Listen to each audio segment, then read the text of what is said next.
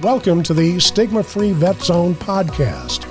Our mission is to help veterans and their family members transition from military to civilian life and culture. Good afternoon and welcome to another educational edition of Stigma-Free Vet Zone.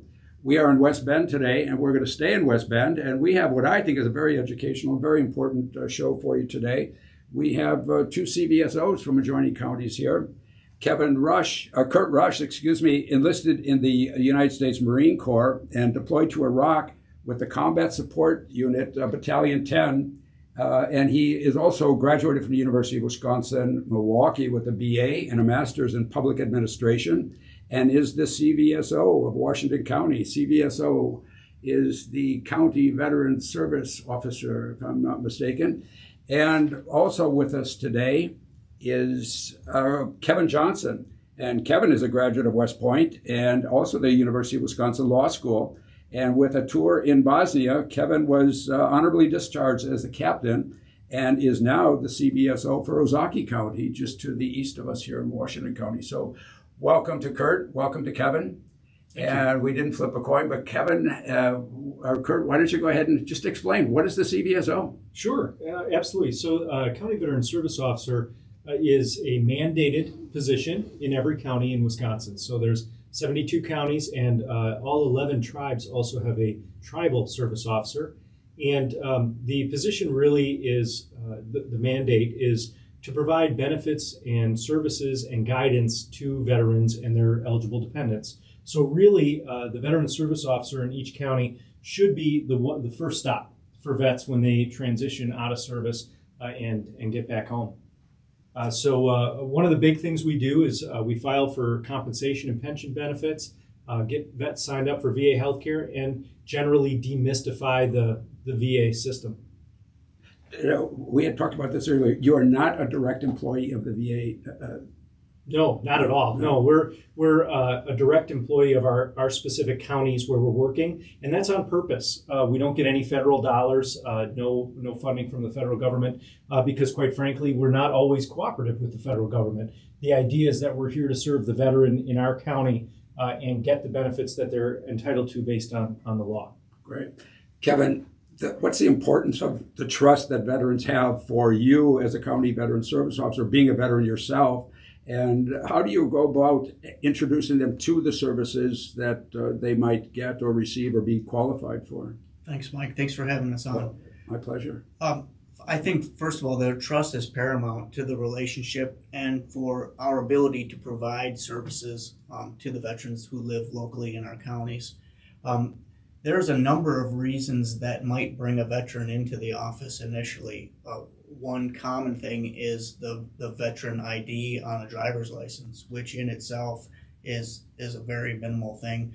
Oftentimes, veterans come in because they want to get a discount at a local hardware store or something. So they'll come in asking for this veteran identifier on their driver's license, and that just opens the door for a conversation. When did you serve? What was your experience when you served?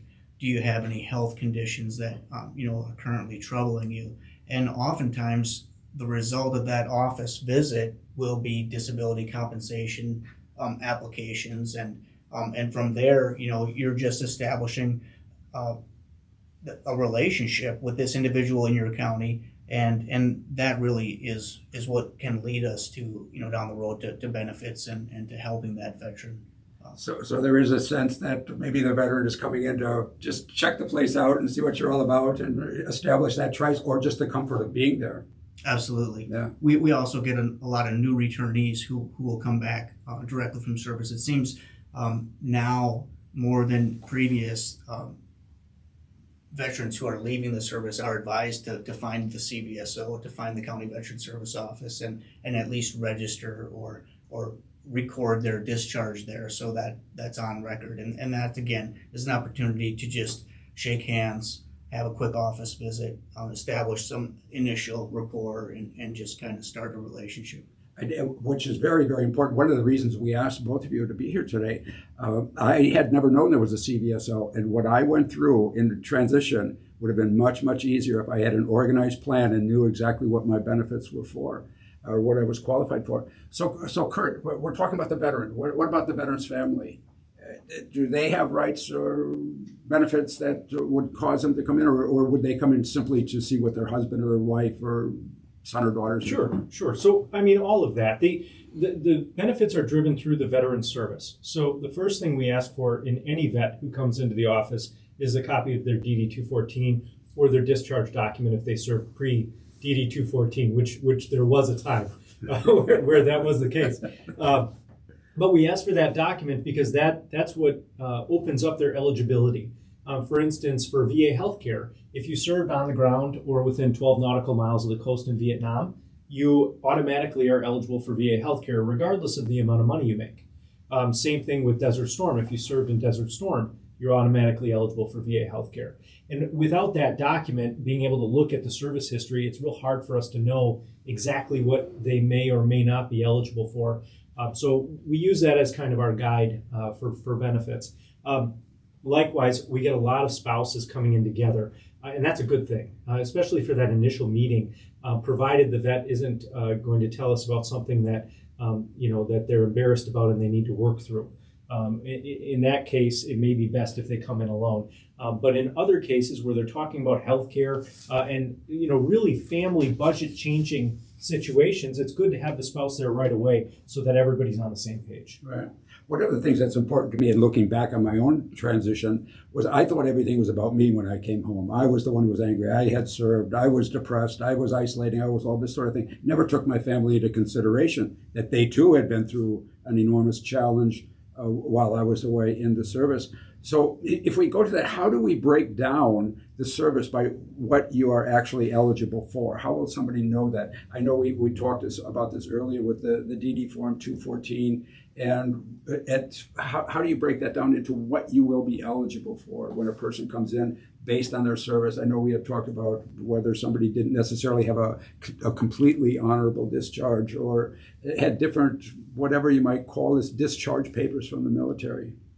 Sure. The DD-214 is the starting point because that establishes not only the term of their service but also their character of service. So if there was an honorable discharge, that's generally where we need to start. If they didn't get an honorable discharge, we may need to assist them first in applying for an upgrade to that discharge characterization. So that is the place to start. From there, I would never advise the veteran to predetermine, what benefits they're coming in for. They should just bring their discharge and make an appointment, and we can work through whatever benefit applications might be appropriate for them or for their family. I know we had talked also about our own understanding of our benefits when we got out of the service. And it seems to me that if we're going to be discharged from one culture, the military culture, into civilian culture, we would have a plan. We always talk, we've heard the mission. What's my next mission? What's my next purpose? It seems like that would be much better organized if you understood the resources that were available to you. Kurt? Well, I think the military is certain branches, certain units, and I think it is that specific, is getting better at the transition program. There's actually a new program called Skill Bridge, where they actually will send a vet, or I should say a service member, home and allow them to work at a job while they're still employed with the Department of Defense for a measure of months. So that's really, the DoD is the Department of Defense is making conscious efforts to ease that transition. However, that's not universal, and the rules aren't always the same, and it's hard to find information about that. If a veteran is transitioning from military service where they're coming back from a combat area, or they're transitioning from military service where they may have a difficult time with their command and they're trying to just get away from it as fast as possible. I think in a lot of those circumstances, regardless of the benefits or services that are being offered or talked about, or the opportunities to listen to an advisor are available, I think a lot of times they'll just skip that or miss it or not listen. Or the advisor who they're talking to in service may have a limited 2 or 3 year billet to be the unit transition officer, and maybe they're not as capable as they should be in guiding veterans or service members through those benefits. So what I tell most veterans when I find out they're recently back home is, come on in, let's sit down, let's go through all of your benefits and services and have a conversation to make sure that you're not missing out on anything that's available to you. Really, the point to hit home is when a service member gets out of active duty military, whether they've gone through a transition period or not, they really should make an appointment with a county veteran service officer in the state of Wisconsin at the very least, because there's only 31 states that have county veteran service officers. I didn't know that. Yes, so there are some states that are missing out, but they should make an appointment and come in and have that conversation and let us help them to know what they have coming to them.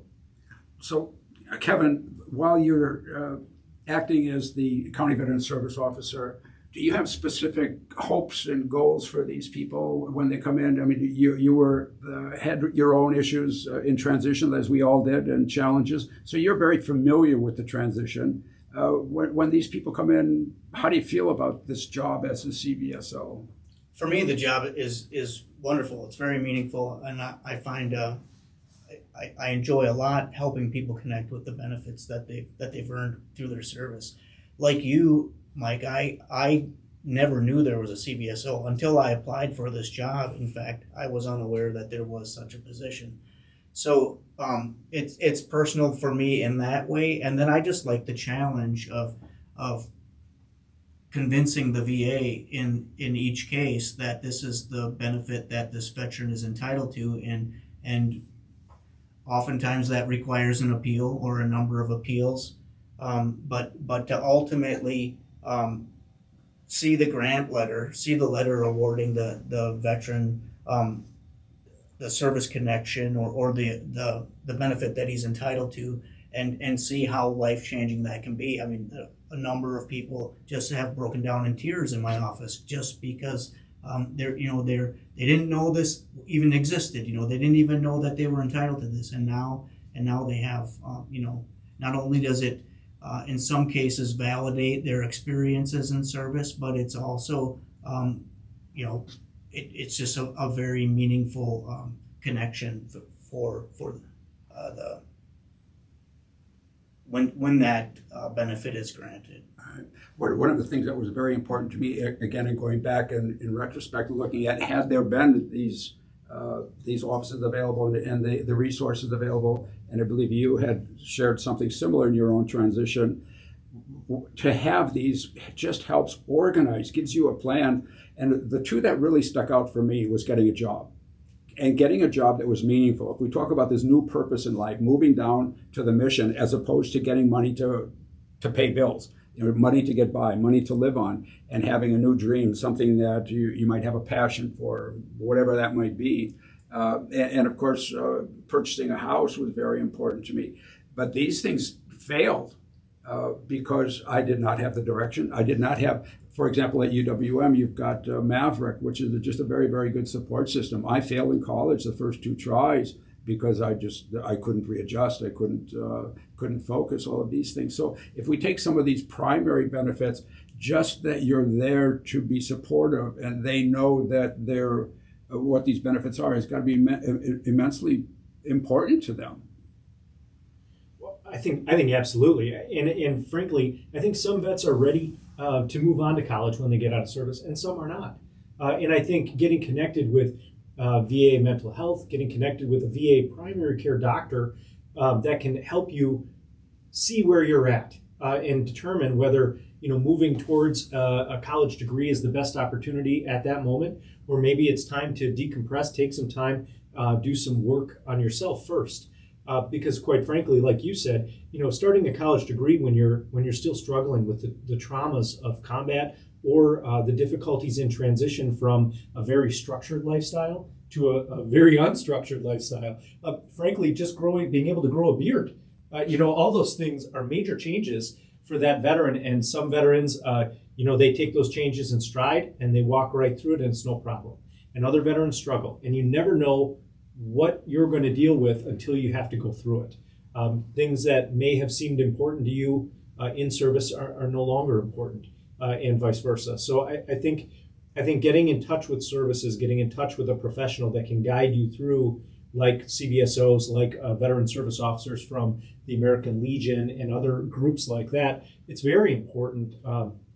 And One thing I want to mention with that regard is, a veteran service officer isn't necessarily going to have all the answers. For instance, we don't do a lot of job services out of our offices, but we're the guys or gals that know a guy or a gal that do those services. So whereas we may not have the ability to help a vet in our office with, for instance, job services, we do know who the Department of Workforce Development service officer is. We do know who the Job Ready Veterans nonprofit guy is. We can get you in touch with those services that can lift you up and move you forward in your life. Yeah, that was actually an excellent point for me, because I had come in contact with a woman named Gretchen Schutte, and I believe she does this outreach not for the CVSO, but in connection with them in preparing veterans to apply for a job or to seek employment. That is so very, very important, how just to apply for a job. Could you share a little bit on that, Kevin, that outreach to someone like Gretchen to send a veteran to? Yeah, and Gretchen's a great example. She worked for the VA for a number of years, and then now that she no longer is with the VA, she still maintains a number of connections and continues to be very passionate about this area of helping veterans prepare for and find employment. And so she is one example of a great resource that we will help veterans connect with if that's the particular area that they need assistance with. All right. I had an experience the other day at a local grocery store. A woman I know came up to me and said that a mother of a soldier, now a veteran who had served in Iraq, needed help desperately, but was not going to go in for help. And the mother was crying when she was sharing this. Passed the phone number on to me in case I had any resources for them. It's easy to talk about those who walk into your office, but that's the extent of what you can do. They have to come to you. They have to apply. There is no other reaching out of the CVSO to the veteran.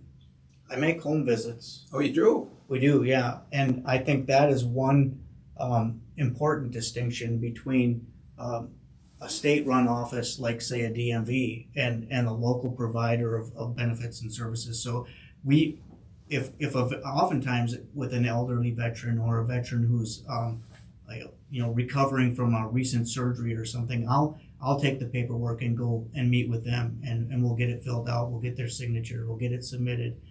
So that was a lot more. We did that a lot more frequently prior to COVID. Obviously, people have become a little more sensitive about in-person meetings, but yeah, we are available for home visits, and we do that frequently.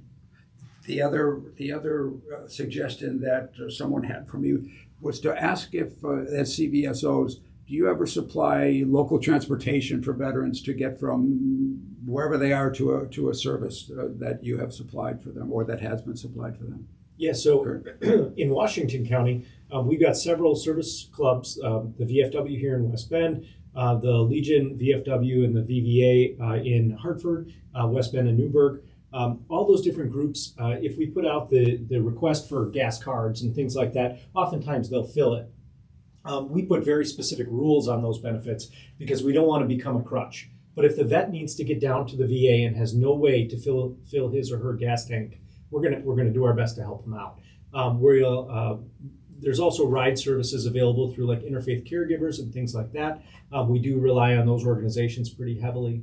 And just to quickly retread one thing you brought up previously, we do all sorts of community outreach as county veteran service officers. I do the radio here in West Bend once a month. The crisis classes with the police forces, I participate with that as well.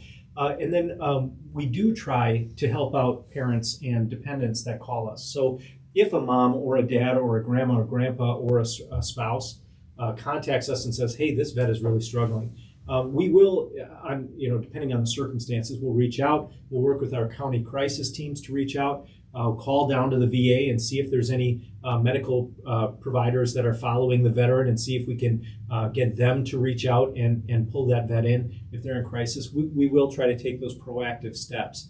The one thing we can't do is share personal information. And that's, I think, an important thing to bring up to your audience is things that are discussed related to veteran service and disability and medical conditions and all of those things. Those are confidential. with us, and we're bound specifically by our accreditation standards to not share any of those details. So, for instance, in my office here in Washington County, we won't give a DD 214 or a discharge document away to a family member unless we have express permission from that veteran, and that's something to bear in mind when you do call trying to help out the vet. And I think that would be very important for me to know, that they're not sharing information, because you first have to get establish the trust in the first place, and so you would certainly expect that. Well, the confidence stretches to even this person's status as a veteran. So oftentimes we'll get calls, somebody wants to verify, is so-and-so a veteran, or did they serve honorably?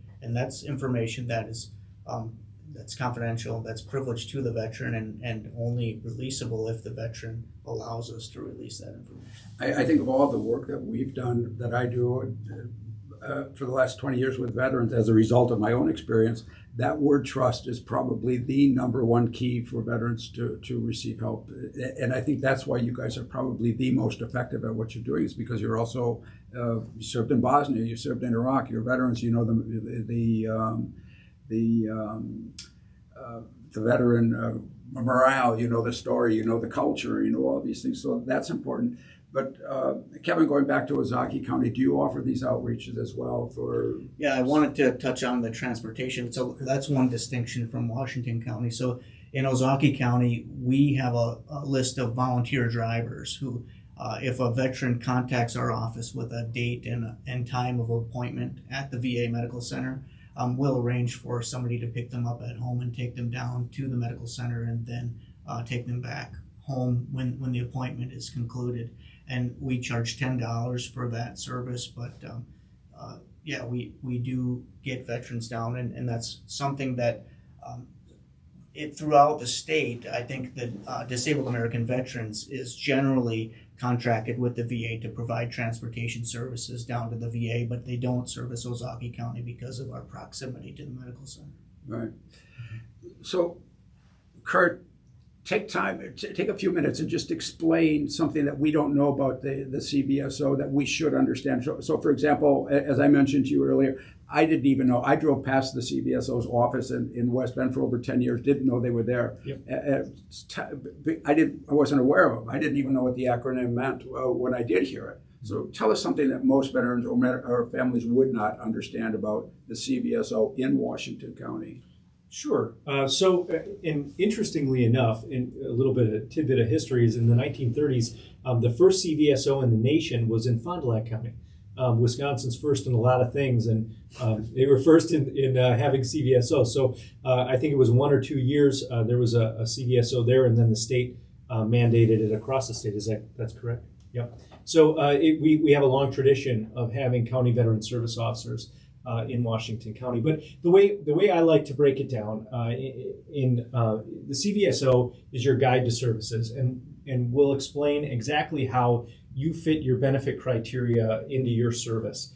A couple of things you should know is the flags that you see on Memorial Day are oftentimes driven out of the County Veteran Service Office. That's one of our, in most counties, that's one of their required dictates, is to run the flag programs or manage the volunteers that run the flag programs. And one thing that we did in the last couple of years here in Washington County is we created an endowment. We raised money to create an endowment for our flag program so that there will be money available to buy those flags forever. And that was to the tune of about $175,000 that was raised over the course of the last 3 years. So it's been a really great project. But a couple of things I guess I'd like every vet to know. Is that all right? Can we absolutely. That's why we're here. All right. That's why we're here. So one thing I'd like every vet to know is to call the CVSO first. Before you call anybody else related to your VA benefits, your VA services, whatever you need, call the CVSO first so we can make sure you're maximizing those benefits and taking advantage of everything that you need. The worst thing in the world would be to call the VA and be told no, and then to never go back on it and if, be living off of faulty information. The disability compensation, the word disability is a major stumbling block for a lot of veterans. They don't want to ever be looked at as disabled or less than able.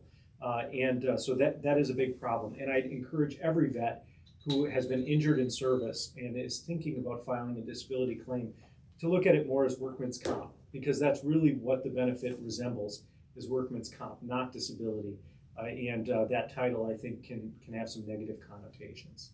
And then one thing I think is really important is, just because your buddy did or did not get a benefit, or just because your buddy filed for something and was not successful, doesn't mean that the same will be the case for you. I think it's important for vets to come in and go through their own process with working with the VA when it comes to compensation or VA healthcare and things like that. So is that's a few of the points. And the reason I'm grabbing my phone, I know there's a website for the CVSO, the TVSO, and just the VSO, I believe there is as well. Do you have that offhand? Or? So there's a state website for our state-run organization. We have a professional group called the County Veteran Service Officers Association of Wisconsin, CVSOAWI. So if you just Google that, that'll come up. And that has a directory of every office and contact within the state for tribal service officers as well as county veteran service officers. Give us that address one more time. Yeah, so it's, do you remember the exact wicvso.org. Okay. Yeah. So Kevin, going back to Ozaki-Con, what are the things that you would like to share with veterans that... One thing that I would like veterans to know is that I'm not the VA guy. So we are right. We are oftentimes associated with the VA because we have to be knowledgeable about VA benefits, eligibility criteria for each program, but we are not employed by the VA, and we're not associated or affiliated with the VA. So we are each employed by our respective counties, as Kurt pointed out previously, and we are required by state law to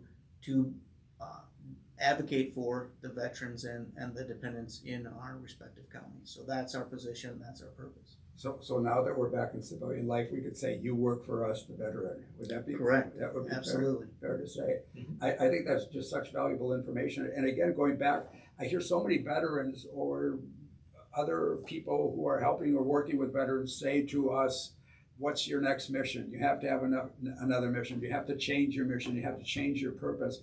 It would seem to me that when you get out of the service and you want to change this mission, if you are retiring from a company outside of the military, you'd want to know what your benefits are. I don't understand, including myself, why we shouldn't change that or make it positive. We should take advantage of that, because as we go to this next purpose, even if it is just with our families, get that mental health, get the family health structure, get the job, get the schooling, whatever it is. This is like the roadmap to that, or part of that roadmap to that. Would you agree, Kurt? I would absolutely agree. I mean, your military service, whether it was a single deployment or a 20-year career, your military service is a major period in your life. It is a time period that often will define a lot of your life, and there are a lot of services and benefits that go along with that. VA healthcare is by far the biggest benefit that the VA offers. And that goes whether you're service connected with disability compensation or pension or something else. VA healthcare is still a major benefit for every veteran returning from service. And I encourage vets, when you get out of service, before you take that next step in a job, in schooling, in whatever, you sign up for VA healthcare and get active at least once a year in that program so that you maintain that benefit throughout your life, because it will absolutely matter to you as time travels on. Secondarily, the VA handles a lot of veterans, as the name would suggest. And quite frankly, if you're a vet of Vietnam War, many vets have, from Vietnam, for instance, have skin issues. They have skin rashes, skin illnesses, ailments. Well, the VA is the best suited organization to define for you what that is and where it came from, because they're the ones dealing with a high volume of those types of illnesses and claims. Just going to your Frederick Medical Center or Aurora, which are excellent in our area here, the doctor may not have ever seen that before, whereas the VA doctor might see it a couple times a day. So it's important to utilize those services that have the best experience for your specific situation. Agree, Kevin? Absolutely, and not just skincare as an example, but mental health.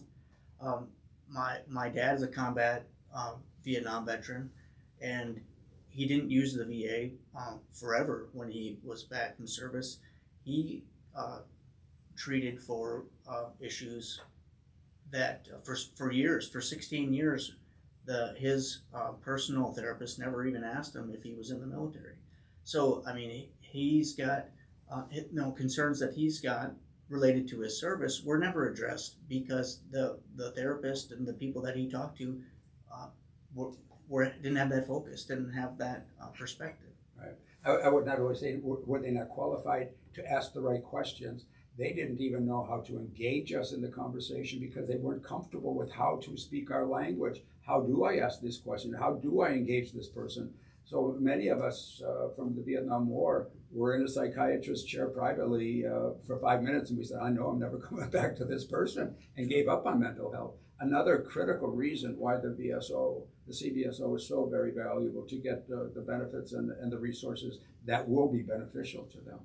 So I appreciate you guys coming in today, I really do. Kurt, do you have the last word? Well, I guess the last word would be, I think a lot of vets, if they have one bad experience or if they've had a bad experience in the past at the VA, and remember, we're not part of the VA structure. If they've had a bad experience in the past, give it another try. The VA is critical to helping vets overcome some of their major issues, and they've done a great job of getting a whole lot better than they used to be. And quite frankly, as a veteran, it's a disservice to other vets to constantly be negative about the VA. Be careful what you're saying about the VA because you may be preventing someone from going there that really could use their services. It's an excellent point. Excellent point. Well, I promised Kevin that he can get to his next appointment, so we have to close this one up. Hopefully you guys will come back or at least share with us some more information in the future. Kevin Johnson, the CVSO County Veteran Service Officer for Ozaukee County, and Kurt Rush, the CVSO County Veteran Service Officer for Washington County, right here where West Bend is. We thank you guys very much, and I'm so grateful that you would come on and share this information and help us open the door to this resource that I think is very valuable. So thank you for that. And to our audience, thank you so much. And of course, we are funded partially by the Kugley Foundation, and our main primary concern is depression and suicide in veterans and in our families. So if you are struggling with depression, suicide, or any other issues that you might have difficulty searching out, don't hesitate to call the Veterans Crisis Line at 1-800-273-8255 and then press the number 1. And I would highly recommend that you guys, and women, veterans, families, reach out to the CVSO and see what you've got coming. So for our co-host Bob Bach, Marine veteran, this is Mike Orban, and remember that the Stigma-Free Vet Zone is here to be educational, and this was educational and not stigmatizing. So thank you very much, and I hope to see you next week. Thank you. Thanks.